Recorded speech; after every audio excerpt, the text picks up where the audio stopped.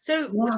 obviously then your graphic design business grew, and Yes, then that's when we moved into the Hill. that's And right. and then I remember you built a wonderful studio at the back over there, and you know you had this business set up and it was good to go. And That's I remember you then had Dottie, and Dottie came in with you.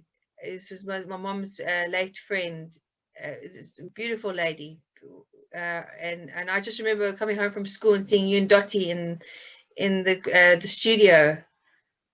Tell yes. the viewers a bit about Dottie and about what you used to do when Mom was in you know when you had the studio there. Yeah, so we met at art school, and we just obviously connected instantaneously. Our vibrations were just, we talk about your vibe attracting your tribe. Funny enough, her middle name is Laura. She's just so lovely. And we came from the same area. Only two people, obviously living in the south of Joburg, and the rest were all in the north, very affluent areas. And I remember we went into business together.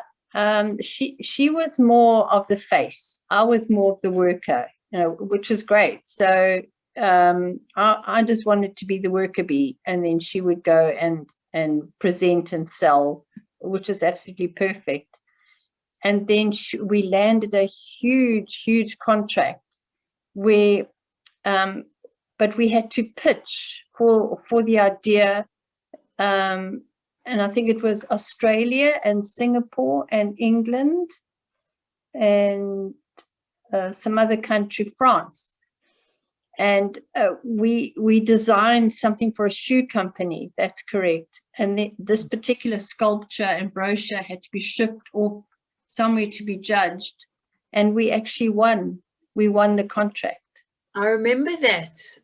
I remember that. I remember the shoes. Would you still have photos of that? Because I'm gonna actually attach as we speaking the images of the. Would you have photos of that still?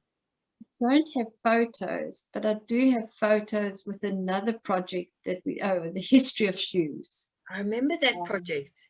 Yes, I've got photos of that one that I must actually get out somewhere. Yeah. I can't remember. I think I can remember what cupboard it's in. Yeah, so I can bring that out. So you won that, and then what happened after that? I mean, because I remember obviously things changed, didn't they? With working with Dot, and what changed that you two didn't work together anymore? I think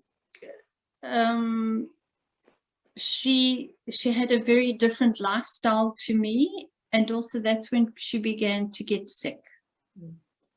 She didn't have the energy that she had before, and that's when she got cancer. Yeah. So was that just before you'd done the Aquililaro project?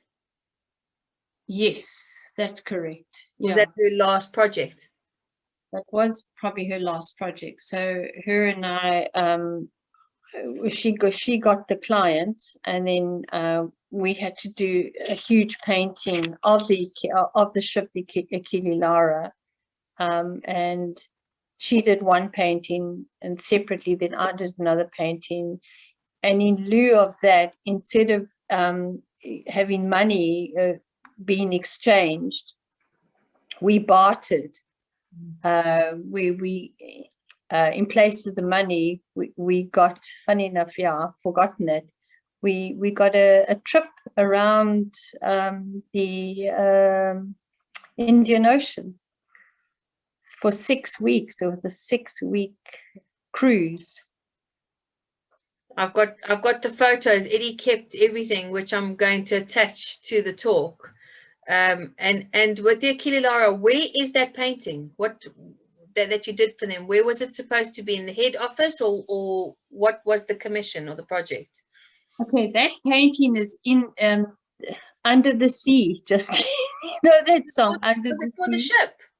Yes, Oh, it's at the bottom of the ocean. did I see the painting when I was on there with you? I think it was I'm not too sure. I think you did. Where was it though? Because you had the foyer where you had the entertainment. You had, I think it was in the captain's cabin or something like that, or the conference room. wow. Well, thank God Eddie kept everything because I'm going to attach it to the interview to show everyone and also the photos of the Bedouin bags. That was pretty amazing.